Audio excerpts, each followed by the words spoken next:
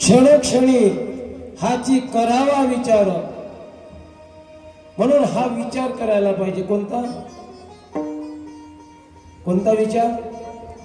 तुम्ही आता झाले, तुम्हाला नाही माहिती. क्षणोक्षणी हाच विचार करायला पाहिजे का आपण जे बोलून राहिलो दुसऱ्यासोबत, तर शब्द संभाल कर बोलिये. कारण शब्दाला हातपाय राहत नाही, काही कसंही सुटतं ते. दुसऱ्यासोबत व्यवहार करत असताना वाणी ही कशी अमृतासारखी असली पाहिजे. कशी? कठोर वाणी कोणालाच आवडत नाही, कोणालाच नाही. स्वतःच्या आईवडिलांना नाही आवडत, दुसऱ्याला काय आवडत. म्हणून वाणी ही कशी असली पाहिजे? अमृत तुल्य असली पाहिजे. ऋषीनं त्या 6 जणीला नक्षत्र लोकातून बहिष्कृत केलं आणि त्या निघून गेल्या. निघून गेल्यानंतर भूतलावर आल्या. त्यांच्या उदरामध्ये गर्भ वाढत होता. वाढता वाढता त्यांचे दिवस भरले आणि त्यांनी ते 6 ज्या कृतिका आहेत, त्या 6 कृतिकेनं काय केलं माहिती आहे का? 6 जणाला जन्म दिला. मग आता 6 जणांना सारखं प्रेम होतं. कसं होतं? सारखं प्रेम होतं, सारखं. 6 जणी, 6 जणांवर. मग 6 जणांवर ह्या 6 बहिणी सारखं प्रेम. मग आता असं करू ना, आपण 6 जणींचे अलग अलग असल्यापेक्षा काय करू? एकच करू. त्यांनी तो एक शिशु बनवला. आणि तो शिशु म्हणजे कोण आहे? कोण आहे? कार्तिकेय. हे नाव कसं पडलं? तो कोण झाला? कार्तिकेय झाला. हे नाव कसं पडलं? कृतिका. कृतिका ह्या त्याच्या आई वरून नाव याला कार्तिकीय पडलं. आणि त्याला षडानन म्हणतात. काय म्हणतात? षड म्हणजे 6, आनंद म्हणजे मुख, तोंड, शिर. म्हणजे तो ज्याला 6 शिर आहेत असा जो तो म्हणजे षडानन, कार्तिकीय. त्याला स्कंद सुद्धा म्हणतात. आपण रुद्र संहिता स्कंद सृष्टीखंडामध्ये आहोत.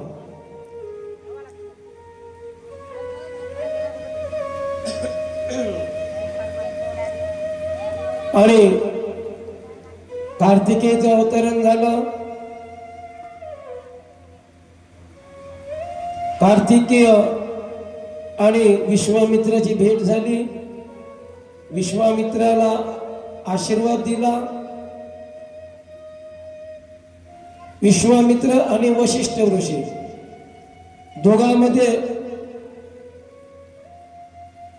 जो ब्रह्मज्ञानी कोण आहे याची स्पर्धा चालू होती. म्हणून आशीर्वाद देऊन दिला विश्वामित्राला. जा, तू ब्रह्मज्ञानी ऋषी, तुला म्हणण्यात येईल. कार्तिकेयनं आशीर्वाद दिला. त्यानंतर आमच्या पार्वती आईला समजलं, हा जो थोडा विको कमी करणं बाबू, पहिले सारखा बाबानं जसा लावून दिला तसं वाटून नाही राहिलं मला. हॅलो, आता एकदमच कमी करून टाकला तो. Hello hello hello hello.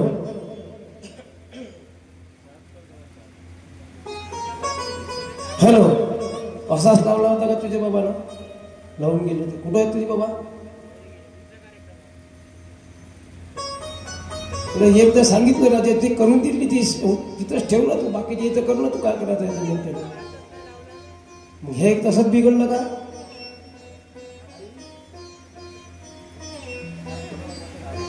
बाजूला ठेवून करू का मी?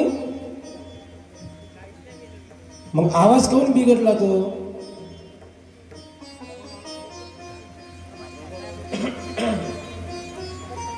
हेलो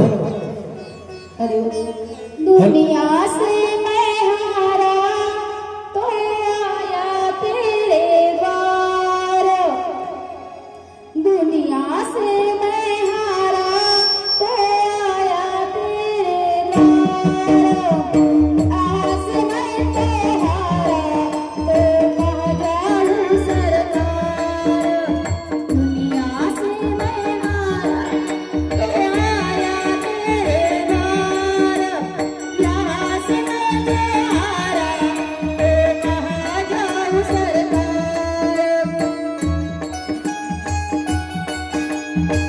ये हो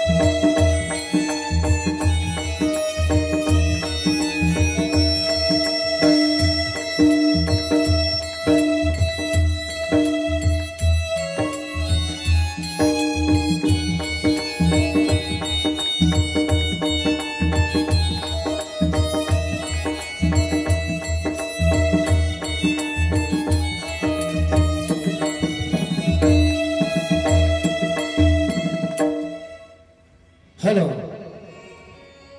एक वेळ शूटिंग करून देत आहेत.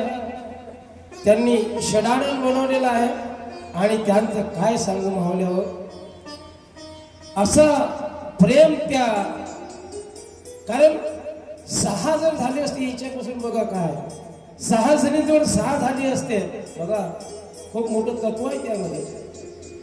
तर या 6व्या क्रमांकाच्या कृतिकेनं पहिल्या क्रमांकाच्या याच्यावर प्रेम नसतं केलं, बरोबर आहे.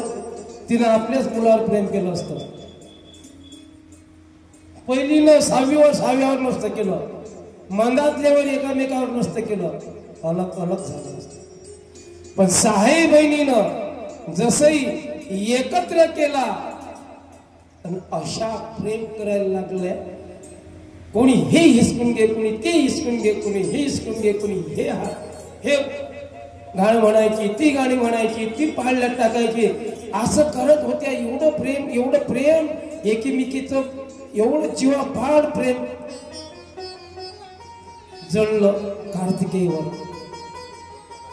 छोट्या असताना या आईजवळ फिरायचा, त्या आईच्या मागं लपायचा, त्या आईच्या मागं लपायचा, सर्वांसोबत लपाछपीचा खेळ खेळायचा. असा तो कार्तिकेय खेळत असता कधी कधी डोळे लावून आईचे डोळे झाकायचा मागून येऊन असा.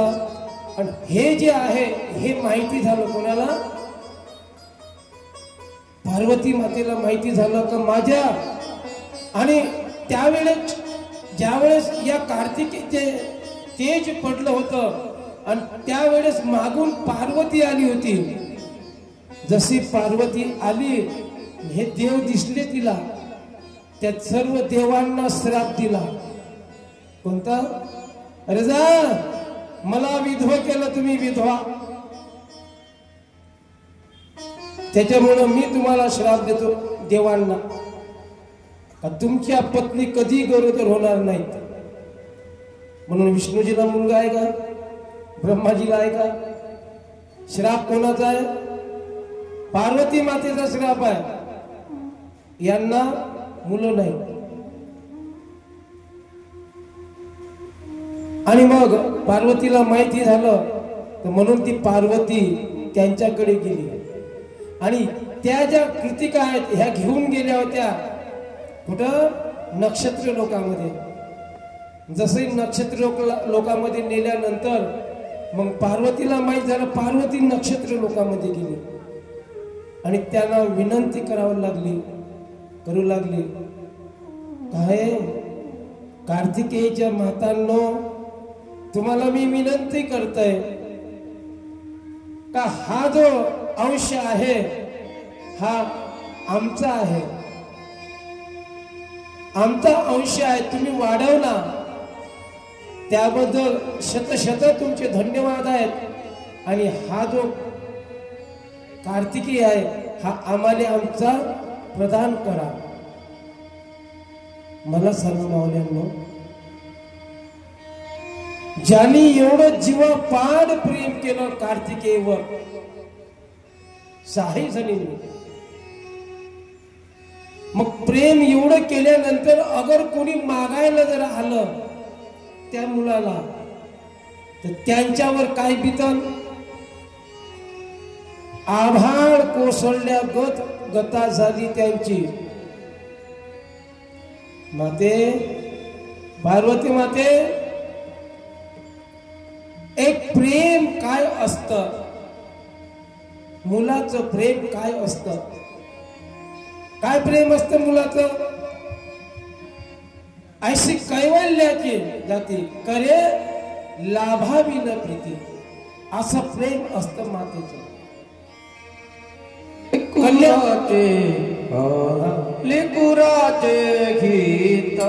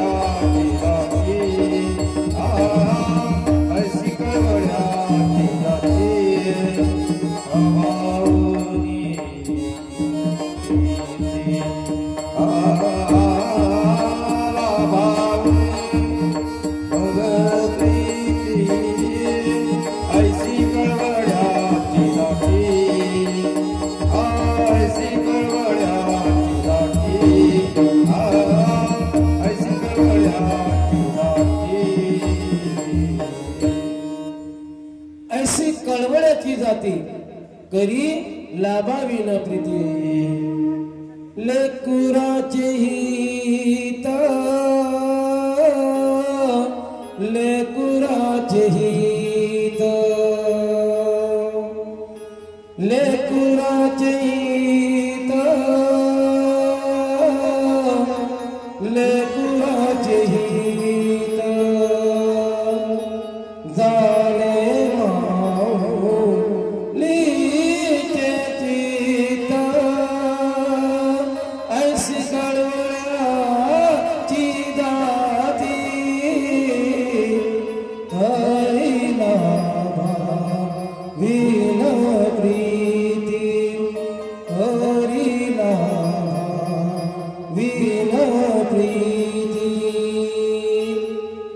अशी कळवळ्याची जाती आहे. करी लाभाविना प्रीती. काही लाभ बघतोय का कोणती आई? लेकुराचं हित ज्यामध्ये आहे त्या काही लाभ बघतोय का ती? ऐशी कळवळ्याची जाती आहे, काही लाभ बघत नाही. करी लाभाविना प्रीती, लाभ नाही बघत ती आपल्या मुलाचे. तसंच त्या कृतिका म्हणून राहिल्या, आई जगदंबे तू जर आमच्या जवळून या मुलाला घेऊन जर गेलीस, मुलगा गेल्याचं काय दुःख असतं. त्या माऊलीला जाऊन विचारा, तिचा मुलगा गेला, तिला विचारा काय असतं जीवनामध्ये, काय दुःख असतं. म्हणून त्या कृतिका रडत आहे, कासावीत झाल्या. हे माते, आमच्याकडून आमच्या मुलाला हिरवून घेऊ नकोस. परंतु इकडे पार्वती माता म्हणते, माझ्या काळजाचा तुकडा आतापर्यंत तुम्ही वागवला, तुमचे मी शतशः कोटी कोटी धन्यवाद देतो. परंतु मला माझ्या काळजाचा तुकडा वापस करा. तुम्हाला जेव्हा जेव्हा तुम्हाला पाहिजे असेल तेव्हा भेट घ्यायची असेल, तुम्ही भेटीला येऊ शकता, मी तुम्हाला कधी मनाई करणार नाही. अशी पार्वती माता त्या कृतिकाला म्हणतात. कसं तरी त्या कृतिका आईला देण्यासाठी, कारण का याचा जो जन्म झाला, याचा जो अवतार झाला, हा जगाच्या कल्याणासाठी झाला, देव कल्याणासाठी झाला. कारण का इंद्र पचत्युत करून टाकलेली आहे, तारकासुराला मारायचे आहे. म्हणून त्या कार्यासाठी तरी याला माझ्याकडे दे. कारण जोपर्यंत हा माझ्याकडे येणार नाही तोपर्यंत जे काही मोठं जे कार्य आहे करायचं ते कार्य होणार नाही. म्हणून त्यांना शतशः पार्वती मातेने विनंती केली. एवढी मोठी जगदंबा असूनही तिने विनंती केली. त्यांनी ती विनंती शिरधर केलेली आहे आणि सांगितलं, माता घेऊन जा, परंतु काळजाचा तुकडा आहे, आमच्या काळजाचा तुकडा आहे, आणि जेव्हा जेव्हा आम्हाला आवश्यकता पडेल तेव्हा तेव्हा आम्ही याला भेटायला येऊ. म्हणून कार्तिकेयला जगदंबा माता पार्वतीला सोपवलं आणि कार्तिकेयला घेऊन आई जगदंबा पार्वती माता आलेली आहे आणि त्यांचं छान असं संगोपन करत आहे माता, नाही का? चांगल्या प्रकारे संगोपन करत आहे. जगदंबे त्याला जे कृती काय करत होत्या प्रेम, त्या प्रेमाला कधीही कमी पडू दिलं नाही पार्वती मातेनं. आणि असं करत असताना काही काही गोष्टी अशा घडतात, कळत न कळत. एक शिवकथा आलेली आहे. श्रीकर नावाचा एक मुलगा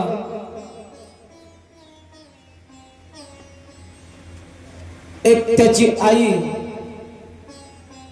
हे दोघही एवढे गरीब होते.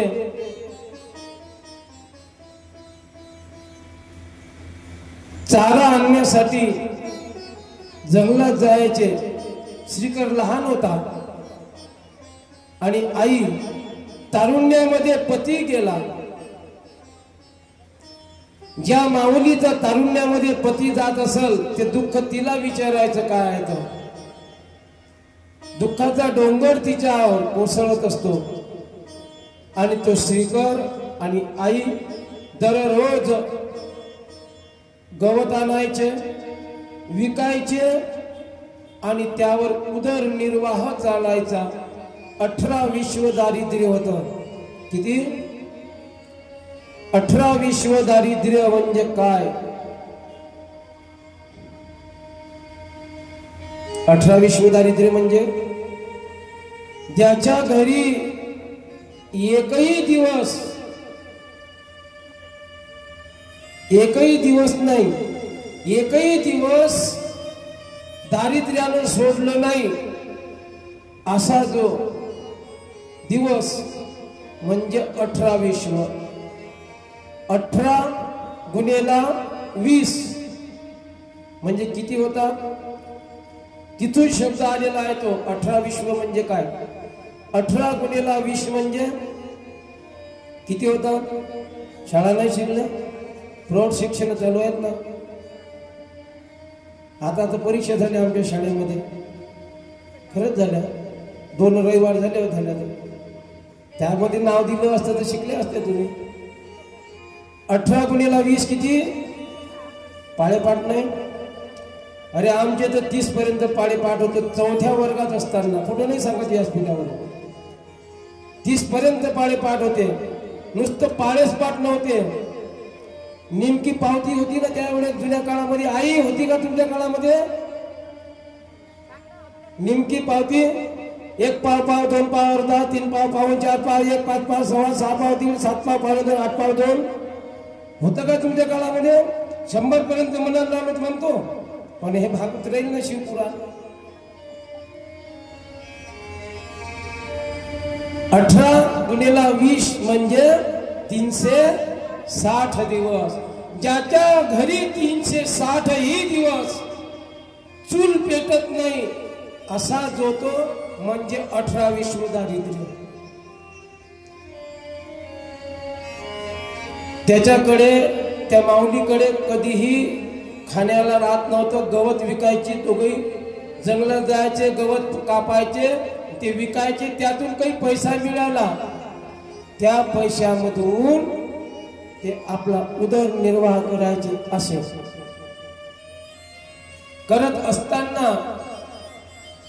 एक दिवस गवत कापलं, पेंड्या बांधल्या, आईने डोक्यावर घेतलं, मुलाच्या डोक्यावर उचलून दिलं. छोटासा मुलगा होता हो, 10-12 वर्षाचा फक्त. आणि निघाले घेऊन.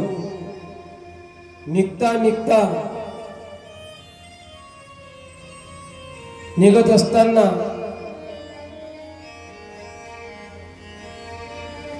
काय झालं? या श्रीकरला शब्द ऐकायला आले. एवढ्या लवकर? आताच तर जेवण केलं.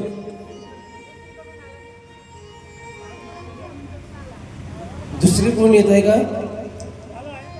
बर, थोडस 10-15 मिनिटं का आणता? 3 वाजले आता. हो का? घेऊन या तो. आमचे गडी टपूनच आहेत. त्यांना माहिती आहे काल वारातून सुटलं, आज काय होतं. हॅलो. ओ विठ्ठल विठ्ठल विठ्ठल विठ्ठल विठ्ठल विठ्ठल विठ्ठल.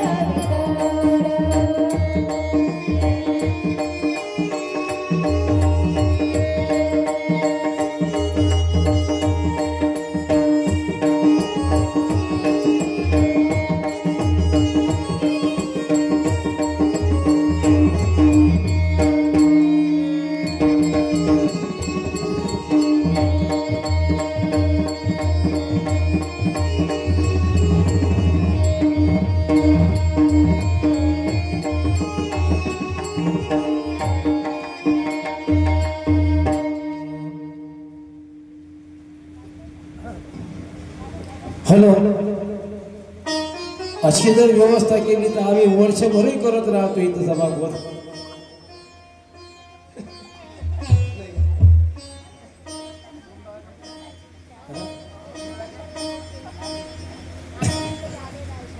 हा दुसरा होईल तुला. तर अशा या इंटर व्हायचं आहे, पण ह्या आता कोणाची इच्छा असेल बिचाऱ्यांची नाही का, येऊ द्या. मग कार्तिकेय खेळत बागळत होता, ते झालं आणि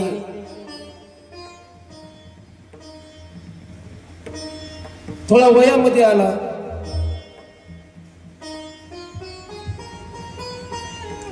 वयामध्ये आल्यानंतर इकडे तारकासूर मातलेला होता, तर त्याला पदावून हटवण्यासाठी कार्तिकेयला सेनापती पद दिलेलं आहे. सेनापती पद कार्तिकेयला म्हणजे सर्व देवांचा सेनापती म्हणून कार्तिकेय, स्कंद म्हणतात त्याला. आणि तारकासुरावर चढाई केली देवांनी आणि असुरांचं युद्ध असं झालं घनघोर. त्या युद्धामध्ये तारकासुराचा पराजय झाला. तारकासूर यमसदनी पाठवला.